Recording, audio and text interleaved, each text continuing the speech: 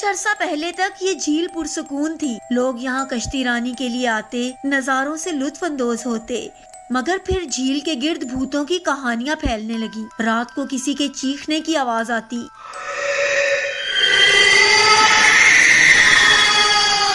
کبھی پانی میں زنجیروں کی کھنک سنائی دیتی۔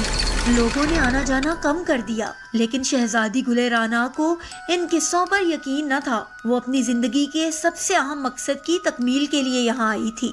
شہزادی گل رانا کشمیر کے بادشاہ قمر الدین کی بیٹی تھی۔ وہ نہ صرف حسین تھی بلکہ بے حد عقل مند بھی۔ بچپن سے ہی اسے کتابیں پڑھنے، علم حاصل کرنے اور مہم جوئی کا شوق تھا۔ درباری اکثر حیران ہوتے کہ گل رانا دربار کے معاملات میں کتنی سمجھداری سے رائے دیتی ہے۔ ایک دن بادشاہ قمر الدین سخت بیمار ہو گیا۔